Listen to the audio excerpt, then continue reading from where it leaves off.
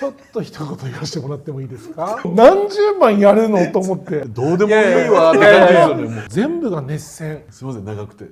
本当に長い。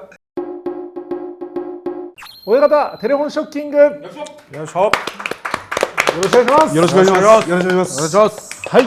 前回の錣山親方の紹介で、今回のゲストは、なんと元琴恵光の、間違えた。元里山の千賀野親方です。お願いします。よろしくお願いします。いやありがとうございます。お忙しい中。とんでもないです。その前にですね、千賀野親方が好きだぞという方、ぜひチャンネル登録の方をですね、よろしくお願いします。よろしくお願いします。では千賀野親方、お願いしてください。はい。チャンネル登録、高評価、シェアよろしくお願いします。お願いします。1981年5月31日に奄美大島で生まれると。奄美の土地を自ら開拓して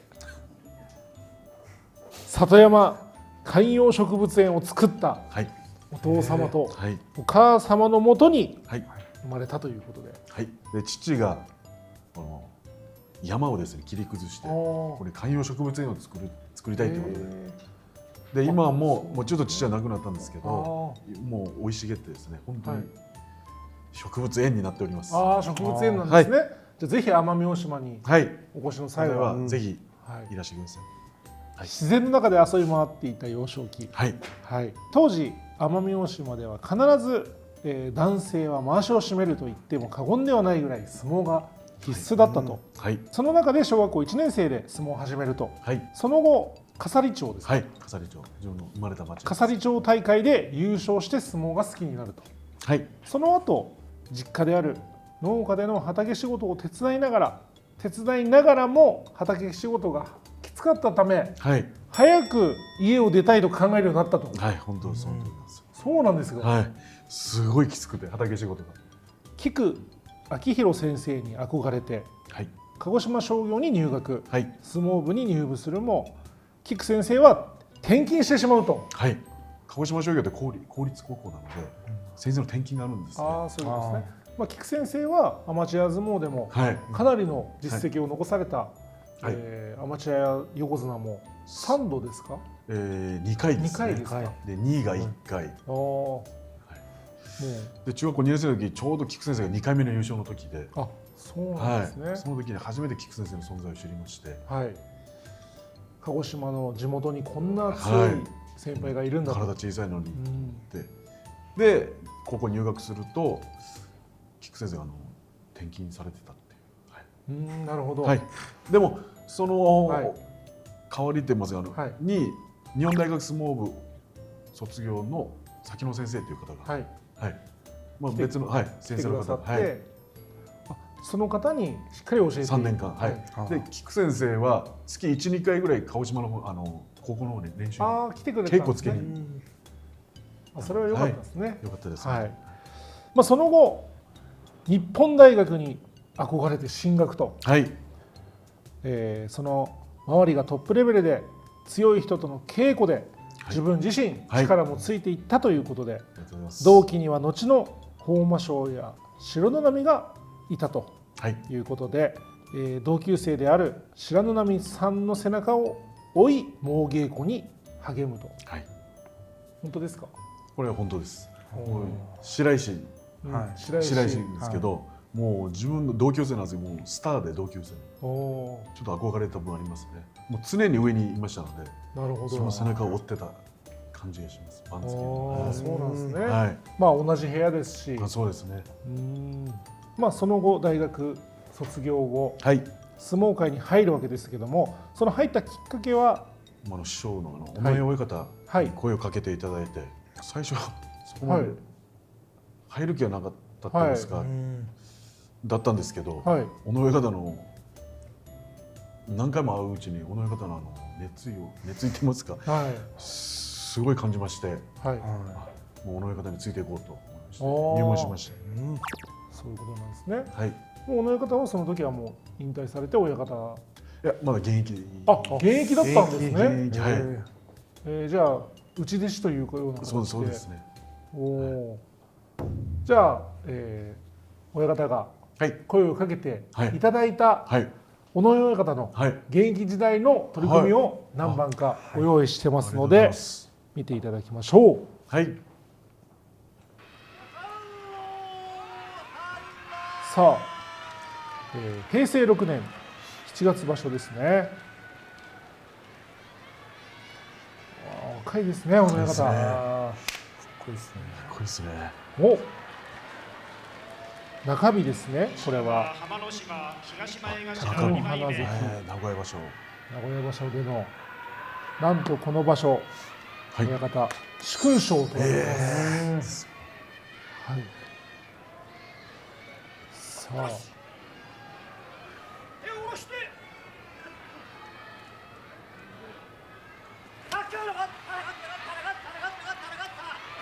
下からおー、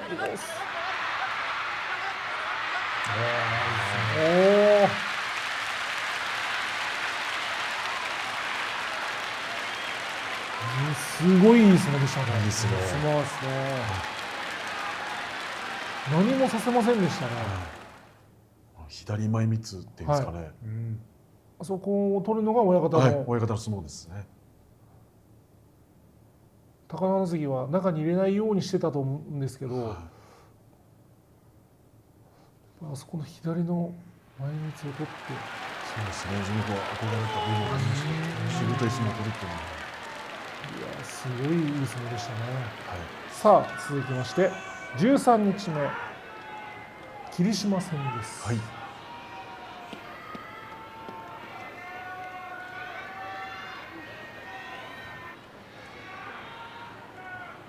うちの親方ですね。そうですよね。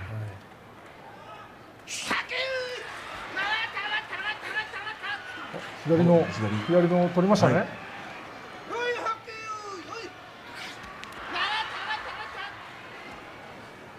出し投げで振って頭をつけて。すご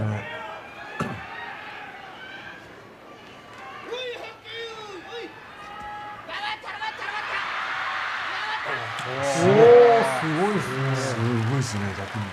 最後はね、逆に力強くね。霧島関、得意技釣り出しですよね。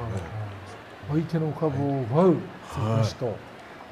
そんな尾上親方に、当時浜の島関ですね、声をかけていただき、入門と。当時は明ヶ関部屋ですね。本名は同じ里山耕作。現役時代の体格は身長、17.5 センチ。赤ちゃんでももうちょっと大きいですね。間違えました。すみません。身長175センチ。そうです。四つは左四つ。得意技は下手投げと。対抗位は西前頭12枚目。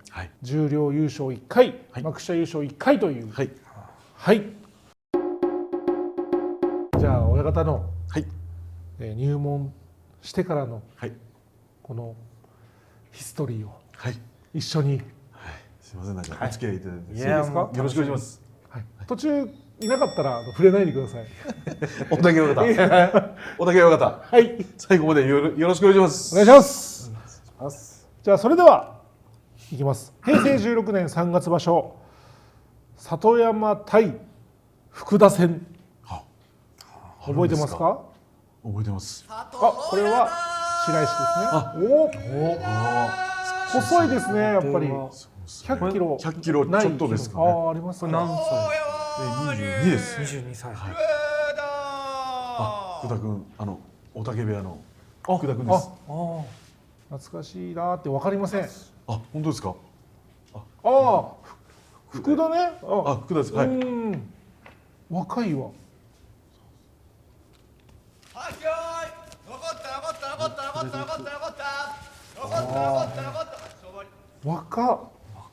限界法だ。そうです。そうです。ね、と思って。やっぱりちょっと大学までやってきてますから、ちょっと余裕ありますね。胸で行ったことないんで、緊張しました。さあ続きまして、はい、平成16年、入門してから、はい、半年後9月場所さあこれで全勝とすごいですね。同級生ですね。同級生です。駒田が取ってパの左ち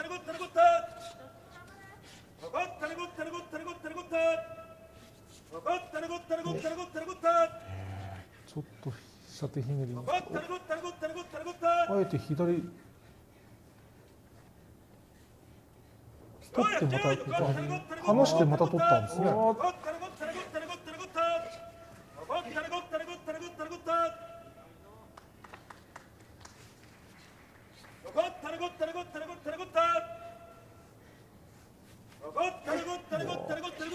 おお、うまいですね両者。小兵力士ですけど。ありますね。いやまた、今もありますよ。はい、あります。今より多いな。平成17年です。九州場所、なんと幕下4枚目沢井、後の大関豪栄道との一番ですね。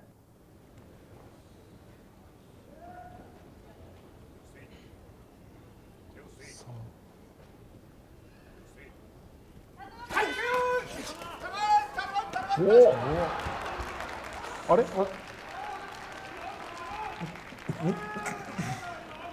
れは負けたんです。自分5勝1敗で6連勝でですね。自分は勝つと優勝決定戦に幕下。そうだったんだ。最後で自分負けて5勝2敗。5勝2敗の好成績で新十両へ場所後に昇進したと。今の取り組み細かったですね。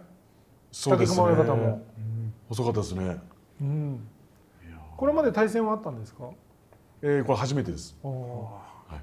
今は講師とも仲いいと思うんですけど、竹熊親方。そうですね。この時は一言も喋ったことない。そうだったんですね。あの時の竹熊親方の印象っていうのはどうでした？いやもうすごい立ち合い低くて、自分あんまり引かないんですけど思わず引いてしまったっていう相撲でしたね。奄美市からの関取は史上初ということで、すごいですね。歴史的なですよね。パイオニアですね。続きがですね、平成18年の初場所ですね。貴ノ若戦ですね。おお、素晴らしい。新十両として勝ち越しを決めた取り組み。すごいですね。新十両勝ち越し。貴ノ若関もテレビで見てる方だったので、すごい緊張したの覚えてますね。取れることはもう嬉しかったですよね。入門してね、もう2年で新十両と。いや早いですね。いうことですね。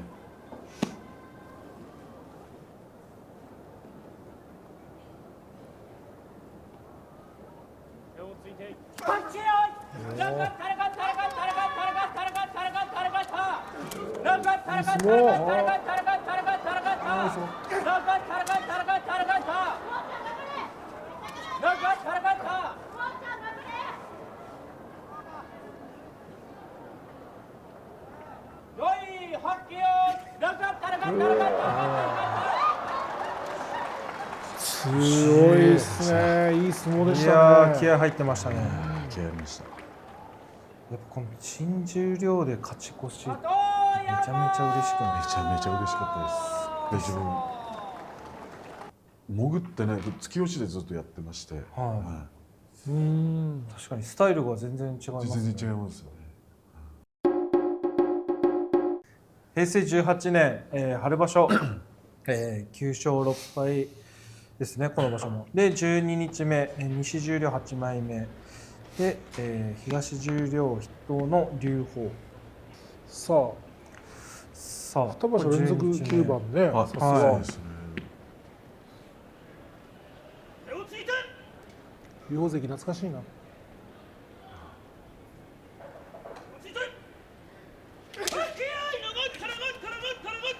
おお。何ですか今これはこの決まり手は何ですかこの決まり手はこ何ですか。の決まりで伝え反りっていう。伝え反り、はい。すごいですね。裏が最近得意です。そうですねね。やったりするいますけども、裏じゃない俺だと。そうですね。う先に、わーはい、先にやったのはそうですね。出させていただきました。この年のですね、鳥の冬季オリンピックがあり、あ、そうなんです。はい、相撲界のイナバウアーとして取り上げられる。そうですね素晴らしい。素晴らしいですね。そうですね。本当に。じゃあもう俺今日からもうイナバウアーって呼ぶね。本当ですか。ありがとうございます。イナちゃんって呼ぶね。いらっしゃ稲ちゃん。稲ちゃんって。イナちゃんかバウアーかどっちか。バウアー。バウアーがいいですね。でも荒川静香さんにちょっと許可取らないといけない。いやイナバウアーは荒川静香さんのものではないんじゃないですか。ないですけど。技の代名前で名詞すから。ではあります。まあ代名詞ではありますよね。でも荒川静香さん見る可能性もこれであるんですかね。見てください。そうですいやいや。ねコラボしてもらうかもしれない。いや見ないでしょ。平成19年春場所。この場所は12勝3敗。すごっ。いやーすごいですね。豪栄道おお。はい。ですね。3連敗していた豪栄道に初めて勝って十両優勝した取り組みですね。はい。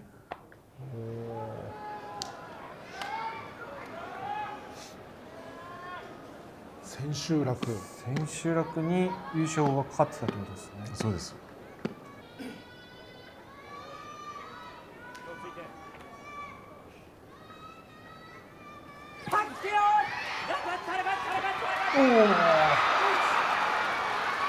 肩透かしですか。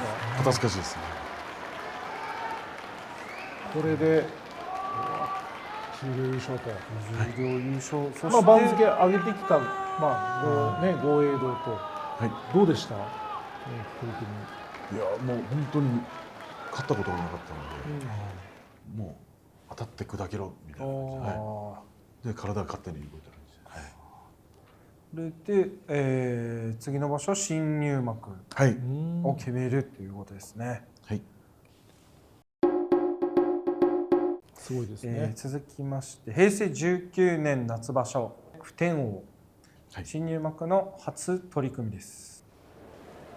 稲葉親方、はい、ね、大学の先輩でもありそうですますね。はい。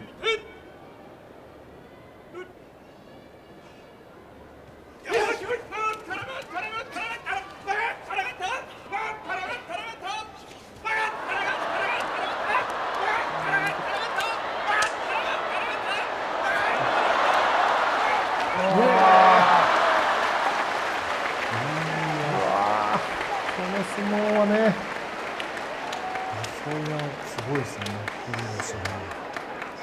大学でも一つ上の先輩、はいはいまあ憧れの先輩でしたあので勝ちたかったですね。はい。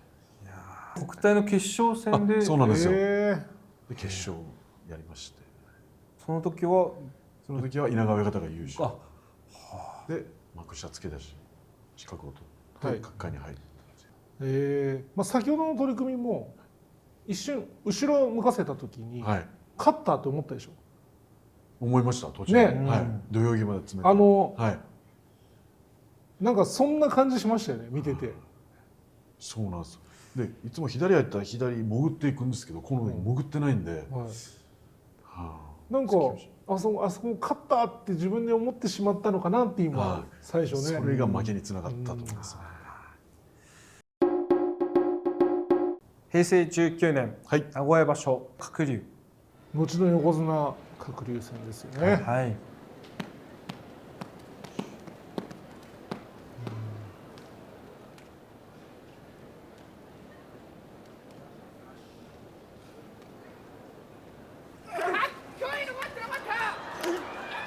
おお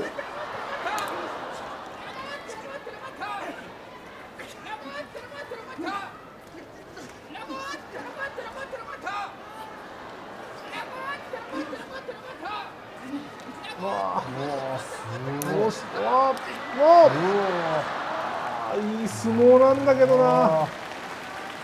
本当なんか今見ててもこうなんか応援したくなるような相撲だね。そうですか。すごい粘り腰ですね。この場所はやっぱり2勝13敗だったんですけど、もう自分の突き押しが通用しないんだなと思いましたね。この時に首を怪我されたんですか。まあこれはもう首は悪かったですけどね。まあ小兵力士はねやっぱり頭で一かもいくし蓄積されたものがあったんですかね。なんかもうあとネガティブに考えてしまって2勝13敗で突き押しも通用しないんだみたいな。で首も痛くなってなんか気持ちもなんか落ちてる感じでしたね。沈んでしまっ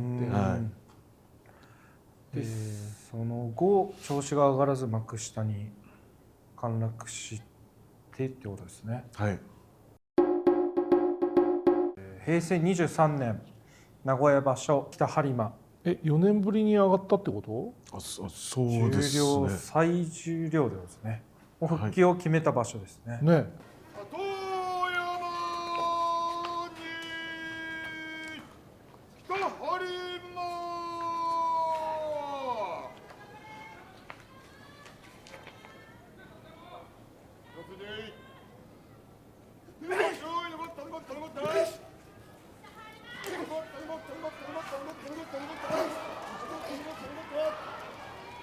いい相撲。攻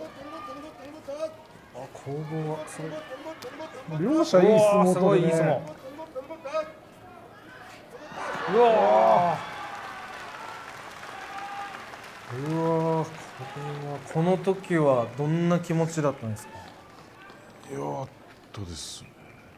多分これまだ上がるかどうかもう分かんない状態で北播磨さんとは本当に分が悪くてですね、もう勝ち方が分かんないです。たまたま勝ってますけど、もう一番苦手な力士でした。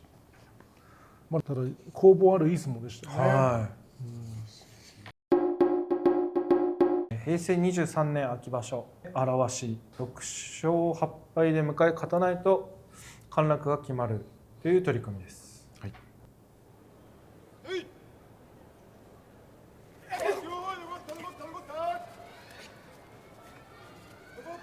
もさしい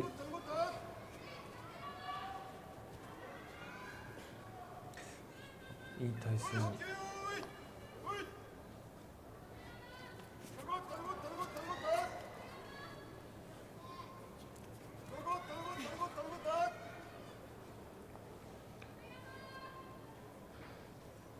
荒鷲もねしぶとい相撲を取る力士でしたからね。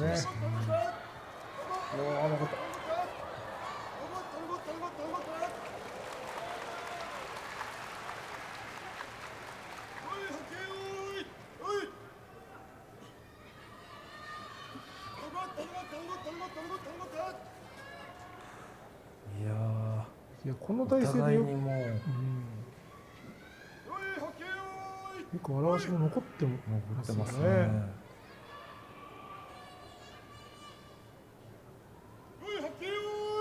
これこのまま水入りになるとかそういうオチはないですよね。それはないです。はい。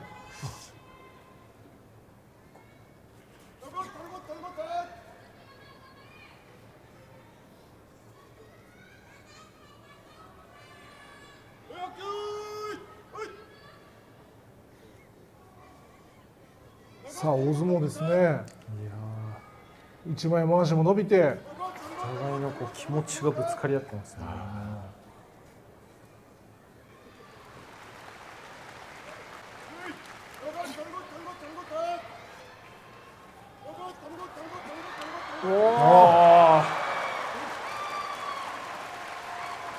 執念で最後気持ちの出ましたね。いやいい相撲でしたね。5年ぶりでしたので。関取上がったのが。ここからですかね。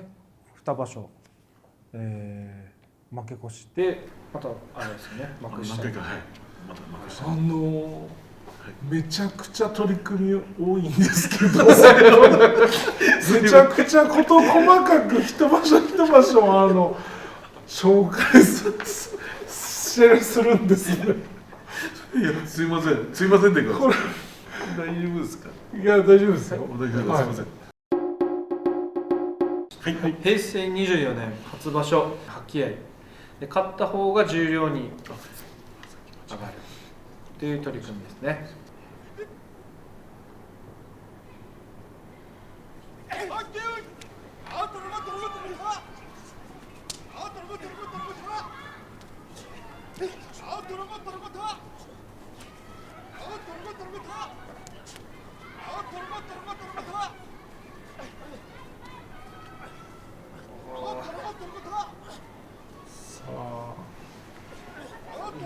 いい相撲ですね、本当に。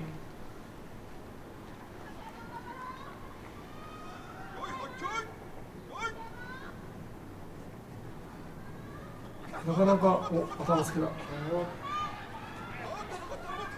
逆に頭つけられた。ちょっとピンチですね。離離れた。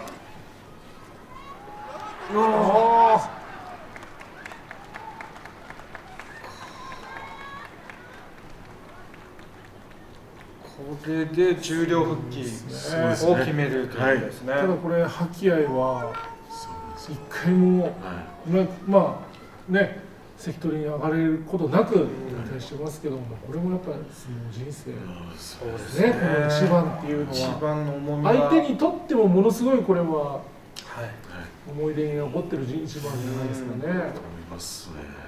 いやすごい全部熱戦だね。熱戦ですね。見応えがある。そして平成24年春場所荒鷲ですね。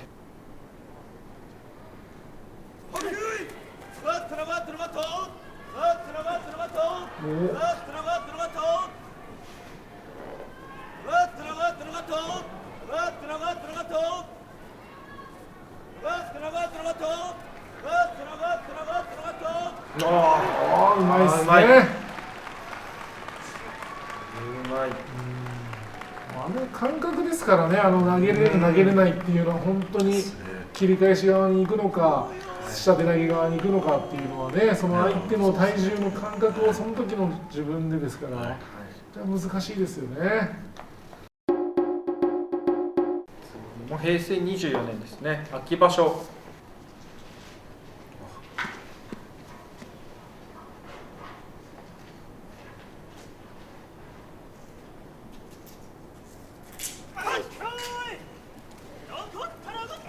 徳勝龍の突っ張り。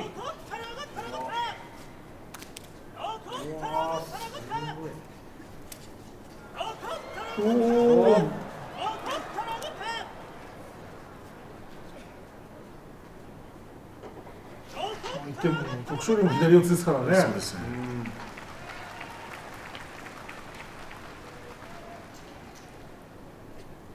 潜ってあ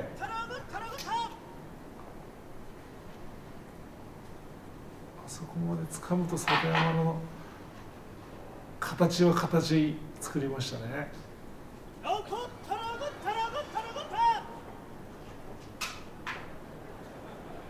自分で下がり投げましたね今。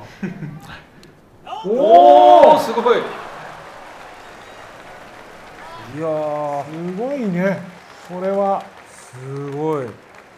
大丈夫ですか？大丈夫。それでちょっと足首を痛めて、次の日休場になりました。そうなんですね。そうだったんだ。骨とかには異常がなく。そうですね。これで勝ち越したってことですか？これでそうですね。勝ち越しました。なんで休んでるの？すみません。ちょっと立てなくてですね。すみません。リラックスしてる場合とかじゃない。なんかちょっとなんかこう違う場所だけ見ると場所だけ見るとね、なんか手ついて違う。さすがにその立てなくなってます。ただいまの決まり手はすごい技でしたね。でもすごいあんな綺麗に決まるんですね。でこの場所後ですかね。に結婚を発表したということで。しました。や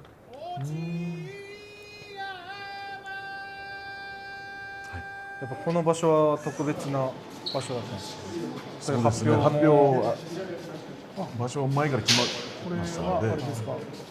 結婚発表会見。いや車椅子ではお手際だ。はい。車椅子。ここれれで登場。じゃないですね。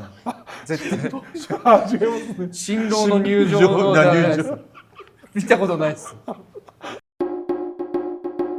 平成24年九州場所ですね。この場所11勝4敗。おお、すごい。佐賀司同級生の対決。で結婚発表した次の場所球場明けなんですよ。なるほど。次の場所ですね。球場明けの。次の年は2月にその披露宴ですか。もう決まってた。あ、それがさっき出てあったわけですね。先に映像で。違います違います。あれ違うあれ車椅子で運ばれたんです。診療所に向かったんです。あれで入場じゃないんです。で九州場所で負け越したら落ちちゃうんで、披露宴も結婚式もできないじゃないですか。だからそういうもう予約もしてたんで。で11勝。11はい。すごいですね。いやもう同級生対決。お。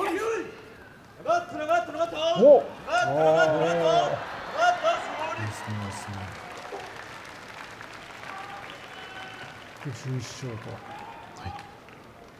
いやこれはやっぱりそうですよね。11枚目だとやっぱり落ちちゃうとですね。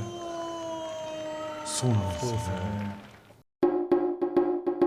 平成25年春場所、旭秀鵬。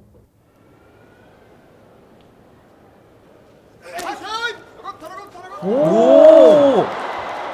すごいですね。すごいね。これはなんていう技なんですか。これとったりですね。最後腕を触って、はい。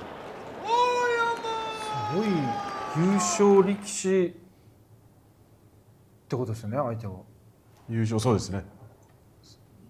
無事結婚式を挙げられた後の場所。巻き越したくないなと思いました。いやそうですよね。それはもうはい。そういうことですね。頑張りました。ちょっと一言言わせてもらってもいいですか。いいですか。ちょっといいですか。結婚前、結婚式前、ね、結婚後、どんだけ使うのっていう。これ、ね、言いたくないんですよ。言いたくないんです。テレフォンショッキング言いたくないんですよ。これ自分も出させてもらってるんですよ。自分の時の紹介見ました。見ました。見てないですよ。すみません。取り組み動画5番ぐらいしかないんですよ。いや自分これ何十番やるのと思って。そんな申し訳ない。なんか自分がこうやってね、どうでもいいわって感じですよね。いやそんなことない。それはないですけど。そんなことない。やっぱ細かくね。いや本当に細かいな。結婚前。細かいなって自分が決めたんでしょ。確か運ばれ結婚前、そう結婚前、結婚式前決めたんですけど、違うぞ。で結婚式後。で放送作家さんが新郎の入場のシーンで入場のシーンも入りつつ入ってきたし、自分ただ話してるだけでそこを取り上げますからね。なんか大丈夫ですか。の結婚観って僕知らなかったので、なるほど、ただ結婚するだけじゃないんだと。そういうそういう見方ですね。知ってる方たちはもうどうでもいい。いや俺下手したらまだ見てないけど、下手したら子供が生まれる前生まれた後も入ってくるんじゃねえかなとか、それも思ってる。怖いんだけど。平成25年九州場所聖籠。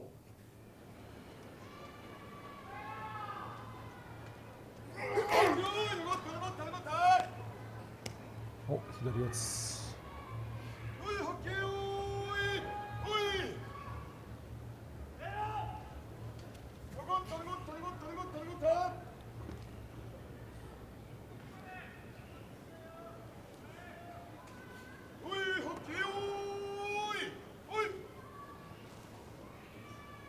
お、頭を上手を取られるんですが、ちょっと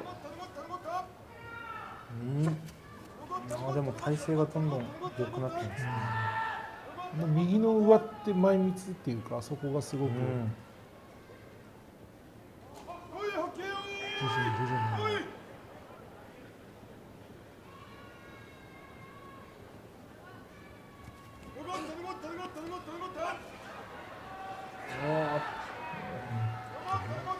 おお。下でひねり最後は一気に出るときとはい。やっぱりじりじり出て崩すときとっていう、まあ、その時の感覚っていうのがあるんでしょうね。そうですね。はい、この場所、昭和以降最年長ってことですね。最長再入幕。最長の再入幕ですね。はい、その再入幕期間があったんですね。はい、すごいですね。37場所ぶり。はい、すごい。これは今も破られてないんじゃないですか。これは。平成26年初場所高安です。幕内初となる勝ち越しと技能賞がかかっていた取り組みですね。いや、はい、これはもう自分も覚えてます。はい、これは自分は一番覚えてる取り組みです。はい、めちゃめちゃこれ印象深いですね。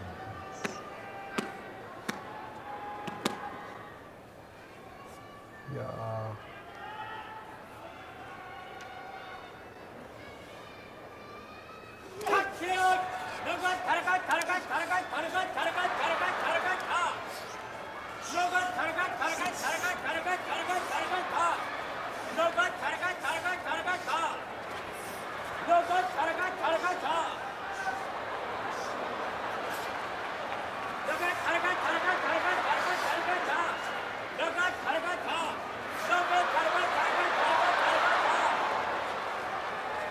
高安重たいんだよね。重いっすね。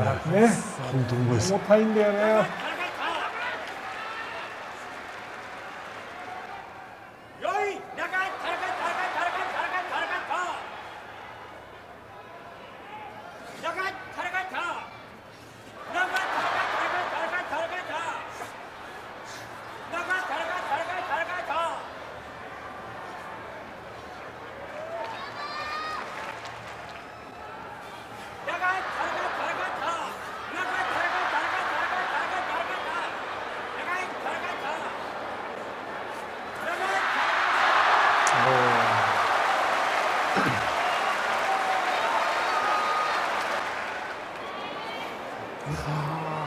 軍配はね。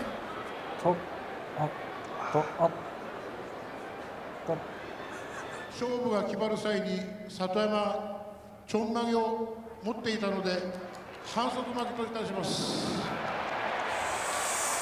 いや本当にこれ個人的なね、一個人的な見解で言うと本当に里山に勝ってほしかった。俺はね、やっぱり同年代だし、この復活してっていうところでその思いっていうか、はい、それは本当思いましたね。こう小野親方も花道で見て、やっぱりこの顔が物語ってますよね。そうですね。これはもうこれ最後の一番です。ああ相撲人生最後の言ってよ。確かにもう言えなかったです。あって言えなかったです。全部が熱戦。千賀の親方の取り組みは。はい。すみません長くて。本当に長い。あと俺ね、あと2、3分で本当に俺も行かないと決まり手もうあるんでね。じゃあもうじゃあ行きましょう。平成30年九州場所こと鎌谷、現役最後となる取り組みです。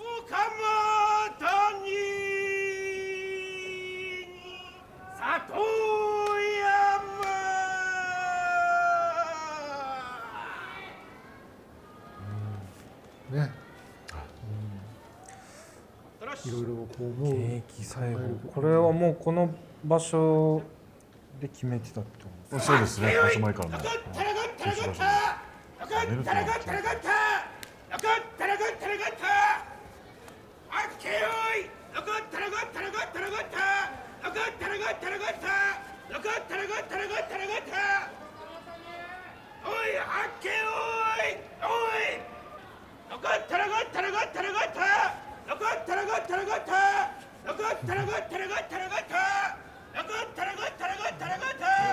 い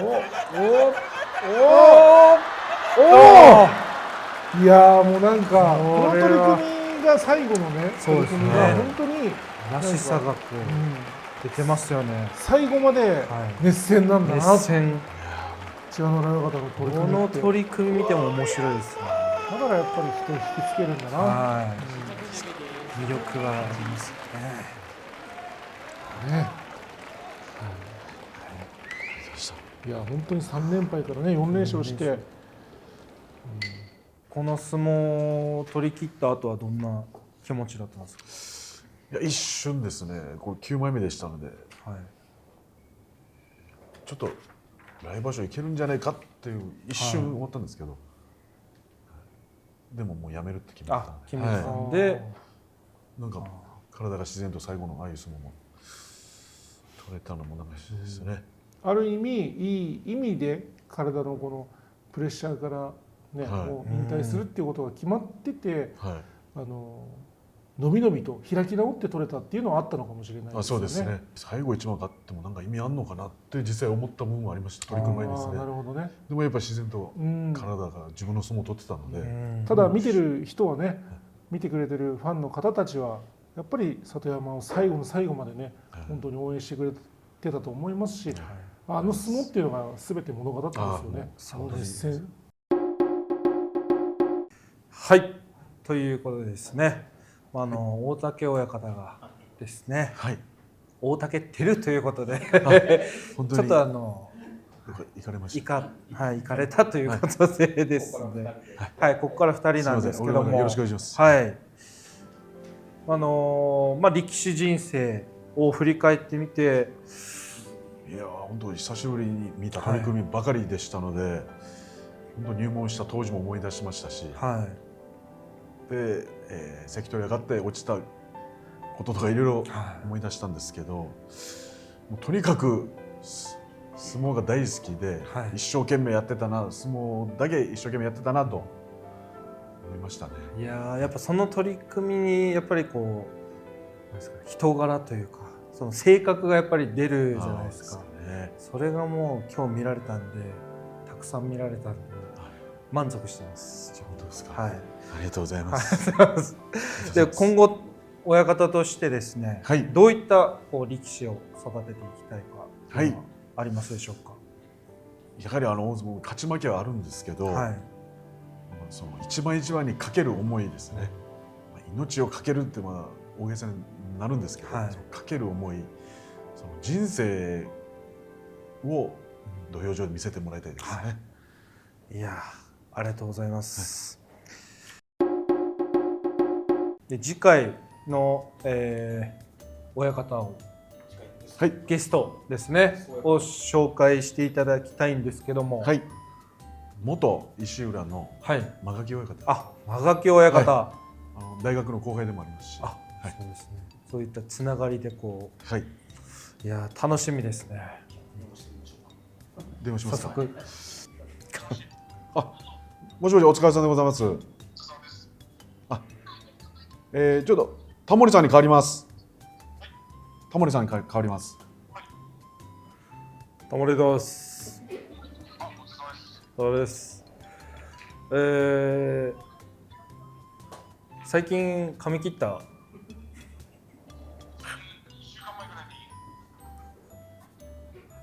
？1週間前に。じゃあ次回、来てくれるかな。ありがとうございます。ありがとうございました。ということで、よかったです。分かってないですよね。ありがとうございます。よかったです。よかったです。はい、ということで、次のゲストが間垣親方ということでですね。千賀の親方、今日はありがとうございました。ありがとうございました。いやどうでしたか。いやこうやって自分の相撲を振り返ることができて、また改めて頑張ろうと思いました。本当にありがとうございます。ありがとうございました。それではですね、この動画が面白いと思った方は、チャンネル登録、高評価、シェアよろしくお願いします。よろしくお願いします。さようなら。さよなら。